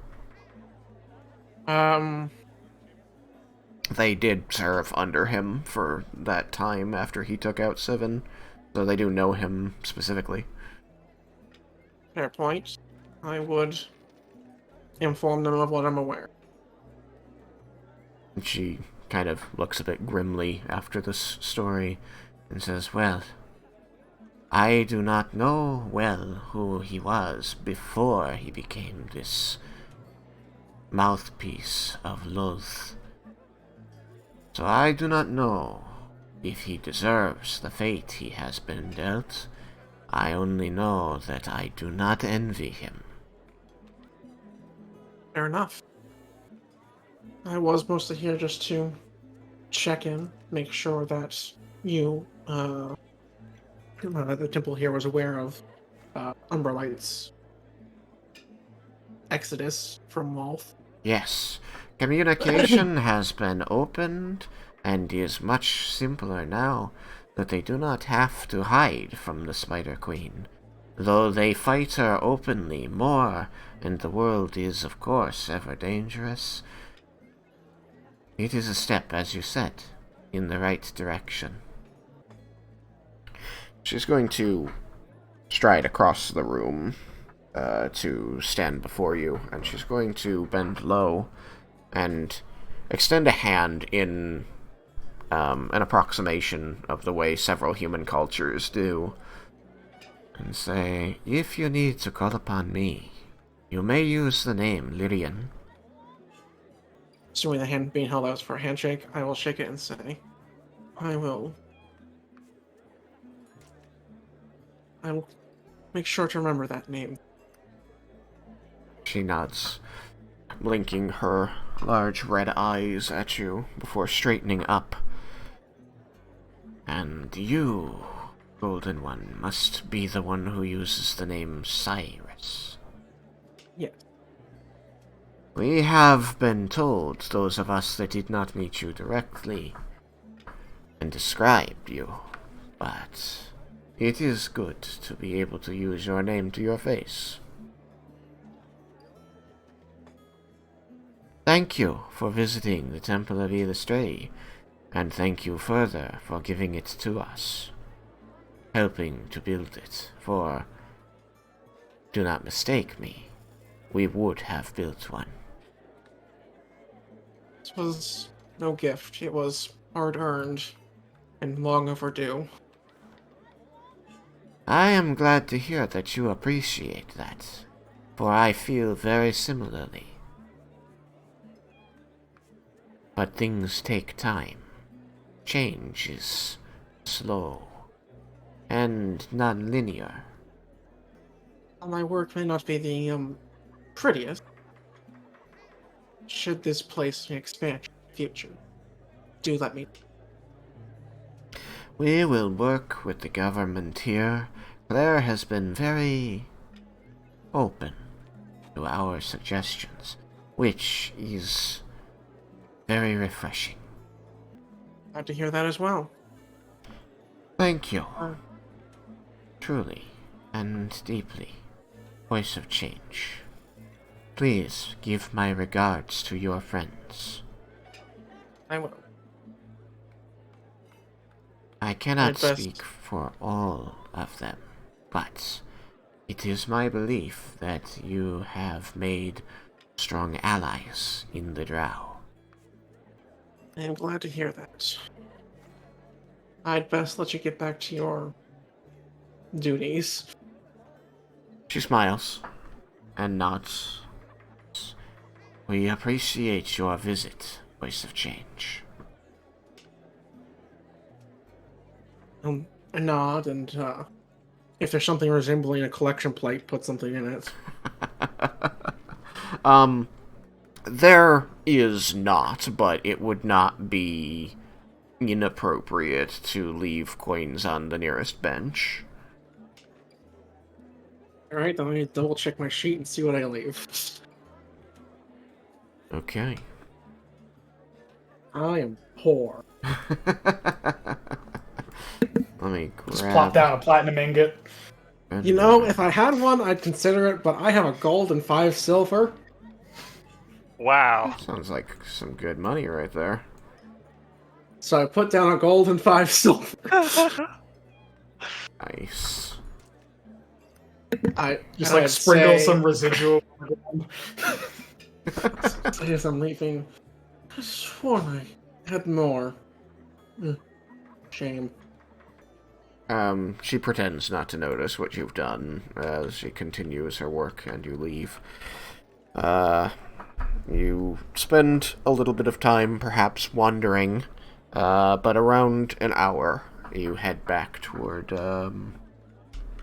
Nalia's place, and you can see that others are gathering there as well.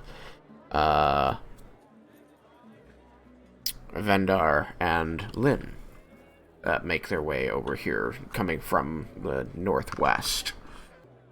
They look pleased with themselves. So, the group reconvenes. Everybody's here.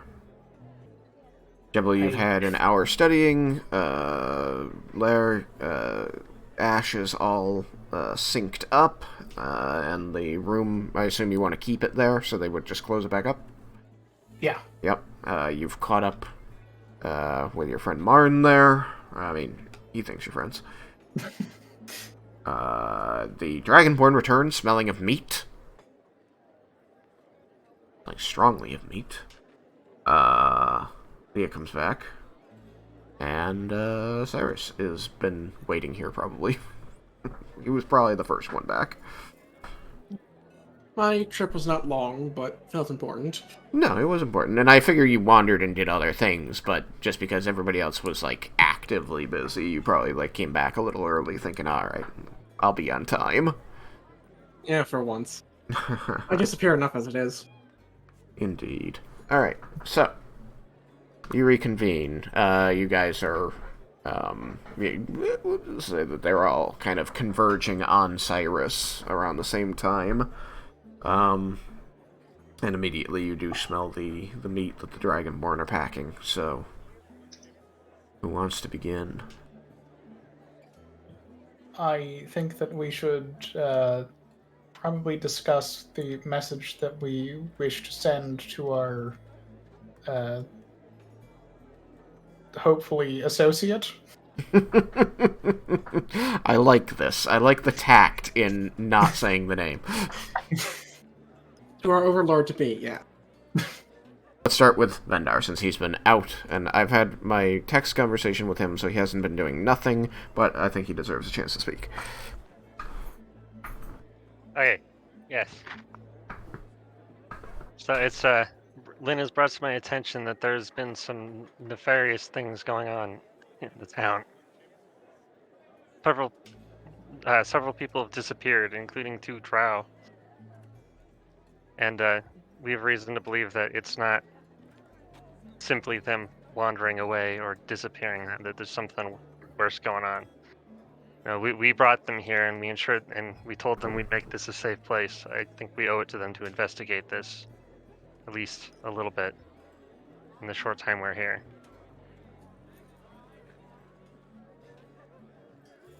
This one has looked into it a bit. She was aware when they went missing. They were all many days apart as they disappeared. But what was interesting was that the town itself very quickly believed stories that they left of their own volition, not wanting to stay. Both the drow and the not drow. This one went to make sure these things were true. And that is when she noticed that she could not find evidence of their passage. It was as if they simply stopped existing. Why were the people so sure that they were gone? They left of their own volition. It is an easy story to tell, this one thinks. The Drow had already lost many that wanted to go back to the Underdark when you were here before. So, people were willing to say, yes. They simply decided they did not want to stay. It is not an easy life for them here. So it wasn't hard evidence, though. No. Okay. As you are aware, most of these things are always hearsay. Yeah. The standout is the non-Drow. So, the story for them is that if the city is accepting these Drow, they were unwilling to live here any longer. Same story, but the other side. And she thought this was suspicious. Suspicious enough to look into. And that is when she found that she could track these people, their movements about town. They leave a trail, scents, displacements, footprints, these types of evidence. She believes you know what she means. Yes. And at some point in these travels, they just aren't there anymore. And she has no further trail. If they had left town, this one believes that she could have found this trail out. Followed them deep into the countryside, even. She's done this before. Perhaps they contracted with the Mages Guild and were teleported. She cannot be certain. But she feels that that is not the case. Sounds very suspicious. Have anyone heard anything about what happened to that Trevor guy? Ever? I think that was the one that was actively marketing against us when we included a drow. This was the Smith's apprentice who was riling up the crowds against you, yes? Yes. He's the non-drow who disappeared then. Oh, is he? That's suspicious. I mean, this one thinks his disappearance has had several positive effects in that without him to rally behind, the people who are against assimilating the drow here have fallen much quieter. And it has become safer for your friends. That sounds true, but...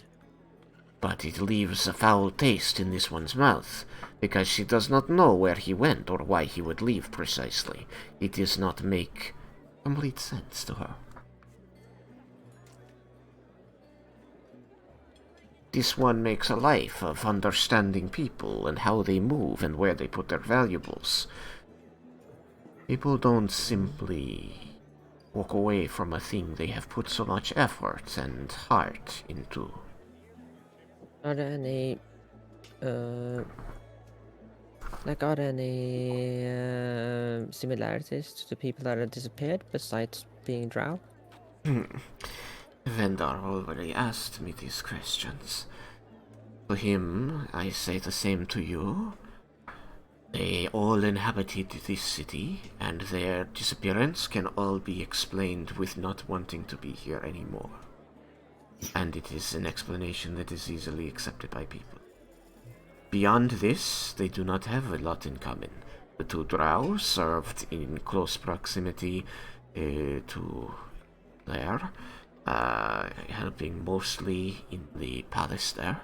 But this Trevor, he did not. He was a Smith's apprentice. He might have gone to Claire. That could be a common convergence point. But the paths where they ended were not there. So she thought perhaps they are not so related. If... She does not know. It should be studied. But studying this takes time, my love. Time your pointy-eared friends as you do not have.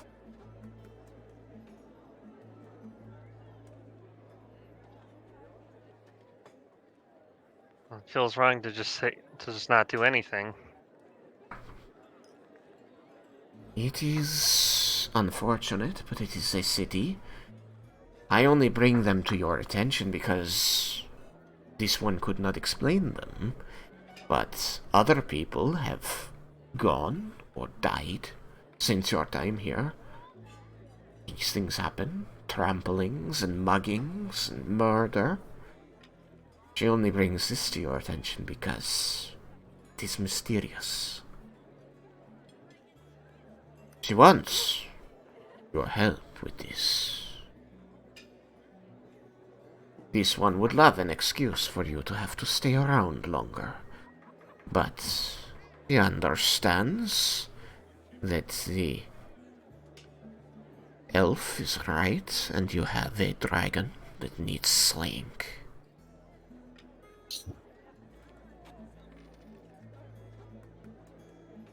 And All you of us know I need love one. hearing about you sticking your knife in things.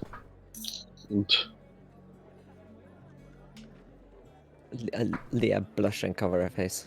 Do we think that everyone will be needed for what's to come in the next couple days, or perhaps some of us stay behind to investigate?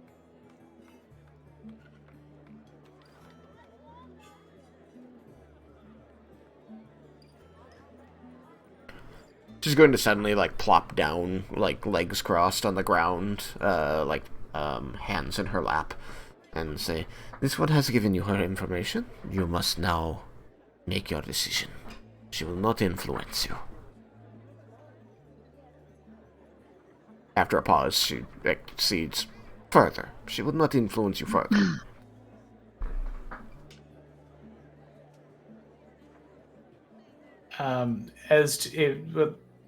At the barest minimum, we can use commune to try and get some answers that could assist you in an investigation. He says to Lynn. As for splitting up, though, the largest difficulty around that would be being able to be together again, should we need to, at a very short notice, which becomes difficult. I mean, if I'm with the away party, getting back here is pretty easy for me.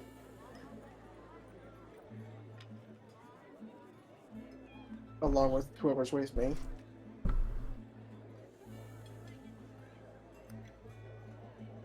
I guess that's the question. Do we think we need the whole party to try to convince Tresnor of our plan?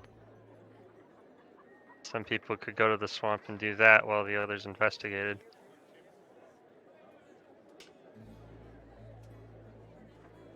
From the ground, Lynn, you hear her make a noise, and when you look at her, she just kind of tilts her head and says, "He's not Tresnor, that's this badass wizard that wanted to kill you." That badass wizard? Is that... He's more than that. He's an incredibly powerful mage, and you didn't really want to kill us. It's a bit complicated, the relationship, but our plan is more aligned. Our current plan is much more aligned with what he wants than with what Tatsuya wants. We think we can convince him to it.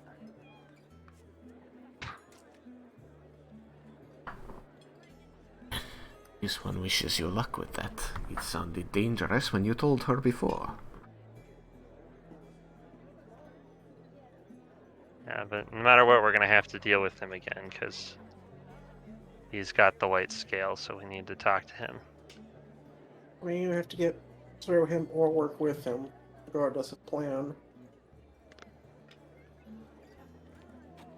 I would be concerned if we split up to go and talk to him that he would think that some of us were lying in wait should the negotiations fail.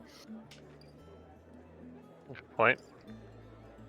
We do have a lot of things on our to-do list that we can look at them to see if we can find something that we could split up to do. This one did We not do find a also- list in your pocket. Yeah, we haven't really kept track of it that well. Mm. If we just have to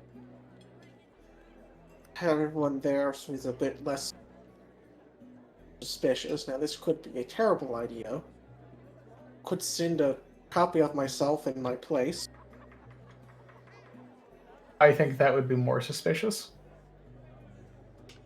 I'm kind of throwing ideas just to pop into Copy. my head. A copy of yourself?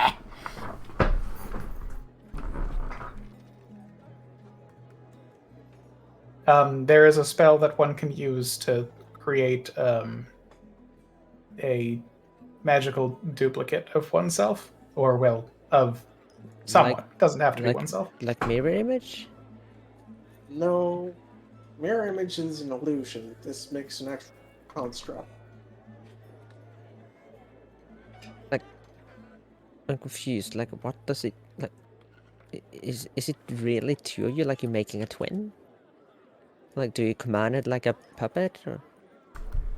You can tell it what to do, but I did take the spell. I was pretty sure I had. Suddenly, from behind Leah, you hear Lynn's voice as she says, "Are you saying that this one could make another of her?" You would likely be hard-pressed to do so. But if there were two of us, Vendor... Oh, that would be great. No. I thought Raiken would chime in and say he'd have his ultimate battle spar partner. You can... You two need to stop. You see that Lynn is, like, waggling her eyebrows at Vendar while chewing on a piece of jerky. Alright. Yukikaze, you know that's the jerky you just bought.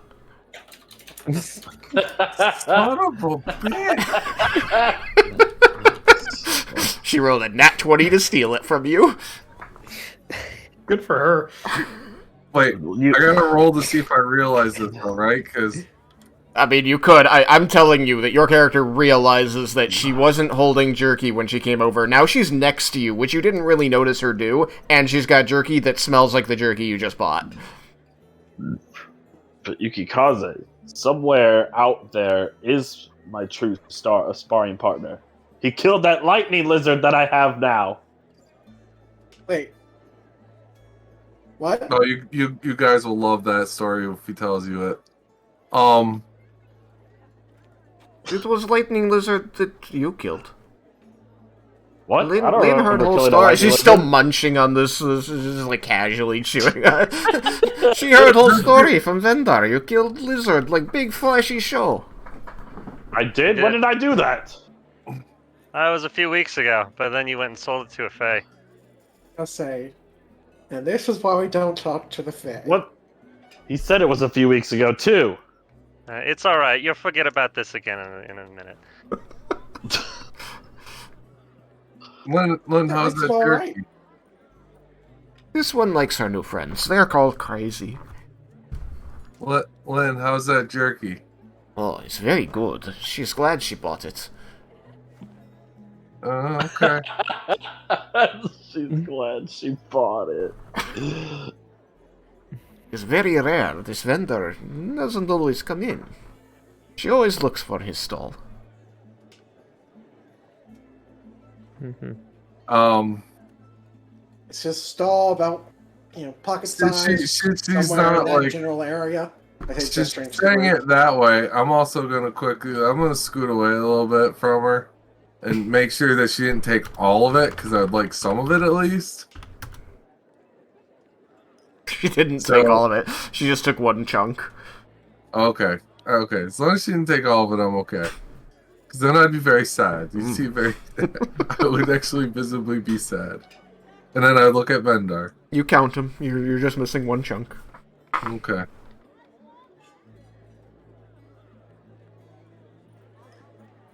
You look over at Vendar, and Vendar is now chewing on this jerky that she has handed him. Same piece, though, right? As far as you can tell, you look down, your count is still only off by one. Okay. But it's right to be suspicious. I I credit you thought- for I that. I thought for a moment you were gonna say that now Wender's chewing on a different jerky that he chose to. that just... It's really delicious jerky, Vendar. Oh, good. A really good jerky. She will have to find more for you.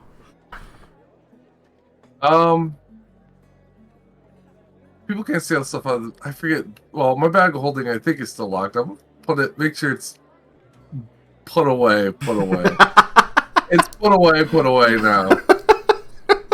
You see, kind of like sifting through his bag and kind of tucking things in places. I still don't think anyone's bags are locked. Because the arcane locks that people had put on their bags in Everwatch all that time ago were dispelled by the anti-magic zone. That's right. And I don't think that anyone has since put a lock on it. I know nobody's asked me to do it. Even though Lerman has told you that he can. Well, we didn't have the components at the time, and, well, it seems like we're wasting residuum. No, I think it's just like filed like silver, isn't it? Well, you want to so we can continue on the conversation. You're just gonna see Kaze take a bunch of his bag, pull out a piece of rope. He's gonna rope up his bag closed. You do this, you go through the whole thing. You're cinching the knot, and you look over at Lynn, and you see that she is just making full eye contact with you. I'll kind of just like peek up, kind of like shy look, and keep tying. Turn away a little bit. You suddenly hear a whisper near you. She says, "This one can help you tie stronger knots. She knows all of them." That's what she said to me. Yep. Oh. While you were like doing your second, like after you looked down back at the bag to keep tying it, she moved over to you very quietly. The bag is in front of me too. Yeah, no, she does. She clearly doesn't have her hand in it. But she's invading your space and telling you that your knots aren't good. Well, thank you, Lynn. I'll have to get lessons from you at some point in the future. This one has lots of practice tying knots. God. And untying them. Just let her know if you want some help.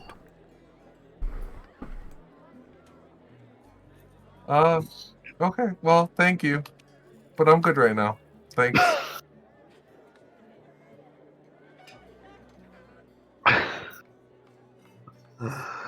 Oh, man. So, you've got the information from Lynn and Vendar about these events. So, with our last 10 minutes... Raiken, dazzle me.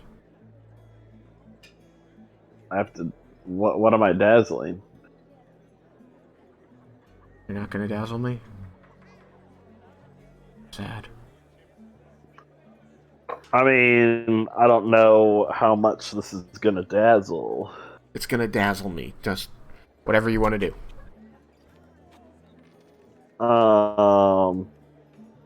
Raiken's gonna start casting. Oh no. Yes. Oh no. No! I have a 30 in my Arcana. Do I recognize the spell? You do. You know exactly what he's casting. Oh no. The smell In of the smell city? of meat is very potent.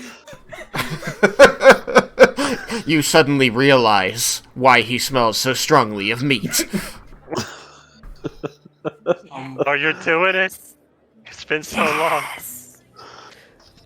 Yeah, just wait 10 minutes. Yeah, and before you send the sending, Lar, can I make a copy of you so I can do the other thing? The dragon Wait. thing? I suppose that is not entirely unreasonable. I just thought of something. Have Kubriel and Lorelei ever been summoned at the same time? Yes. I think. Okay. No. Maybe? Mm. I don't know. Because I can't remember it. They used to interact. So it used to be that Kubriel and Baron would interact. I don't remember. Because I didn't get Lorelei until after she changed patron, and that was in the desert. Indeed. And so Raiken casts. Man, Fine steed. I'm gonna use the hyena, I'm sorry. They don't even have a lion. What? Yeah, nothing. That's bullshit. No lions, tigers, no bears. Oh my. Not Sorry, it. Ari. Oof.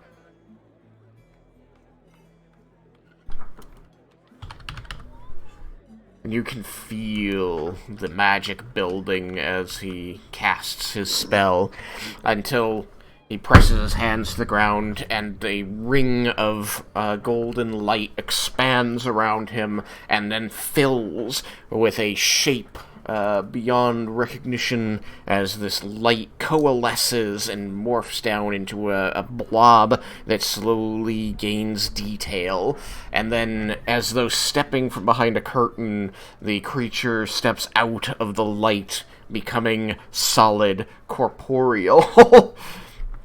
And you see the majestic form of this tiger emerge from the light, and it shakes its mane, it shakes its neck and body, it wriggles all the way down to its tail, and its jaw hangs open hungrily, a little bit of saliva dripping off onto the paved road where you stand, and you can see guards around, like, kind of watching, like, just dumbfounded as this creature steps out of this golden portal among you. All of the ones nearby are drow, and so they don't make any move to approach or stop you. And the tiger looks around the party, and you can see her nostrils flaring and constricting as she sniffs at the air. Before she just, like, brings her head straight up to Raiken. And in your mind, Raiken, you hear her voice as she goes... And she yawns big in your face, and you just get blasted with the foulest cat breath. Cat morning breath. Cat morning breath. She says... You have been busy while I've been gone. Oh yes, it's been quite a journey. You know, I almost missed this form, she says, like raising a paw up and extending the claws and just like stretching it and letting them retract and setting it back down. Almost. You don't love being a tiger. It's confining compared to my normal form. Well, You smell of meat. You brought it for me as an offering.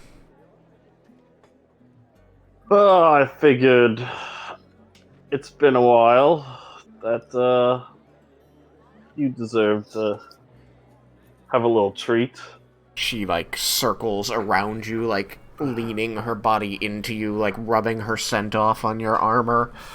Are you armored now, or you're not? No, he's not armored. He's not armored. So rubbing her scent off on your clothing and body, and you just feel that rumble of the purr through her large chest cavity as she circles you. She says, so you can be trained. I like that. After she said that, Raiken out loud is going to speak in Draconic and say, Kubriel, sit. You mean Celestial? Yes, Celestial, sorry. He says it in Draconic, just looks at him. Celestial. And all of you see as this tiger is just very, like, self-important predator prowling around him, leaning against him as a cat might, and clearly sniffing for food, just goes stiff, like, as she passes in front of him, just suddenly goes stiff, turns full body toward him, and plops her ass down on the ground, looking, like, just staring into his eyes. Raiken will chuckle as he pulls out the large piece of rump and throw it to her, saying, I'm not the one that's trained. She's going to catch the rump roast out of the air and begin gnawing on it, like bring it down to the ground, placing a paw on it and begin tearing at it, and in your mind you hear, I love a man in authority. Jesus Christ. Raiken is just No going winning. to ignore that. There's no winning over this one. And so the No, I call tiger, that a win. the tiger sits before you, eating its rump roast. The last thing I'll end on is she says, I'm impressed you remembered that I wanted rump. Of Like course. Vendar's got some competition in the cat girlfriend department there. It's been a while, but I still care about you. Did you care enough to remember the loin as well? Under his breath, he's like, fuck. If we get out of what's in store for us coming up alive, you can have all the loin you want. You just see kind of like raises her head and just runs her tongue over her lips, which are just pink from the, the cooked meat that's still red on the inside. And you just hear, excellent. And I think we'll end there. Alright, you can have an inspiration point. Yay! Everybody please take... Meow's back. Meow's back. Alright, everybody please take 1600 experience. And we'll pick it up there next time. That just proves something how long it's been, considering that last time Kubriel was here, we didn't use Deathspire. No, we did not. Kubriel was last here about 3 years ago. Yeah, we're still doing those the over-the-top maps that you did. Map tool. Alright, so, 1600 experience for everybody. Thank you everybody for showing up. Have a great time. Until next time, bye stream. Goodbye. Bye, stream.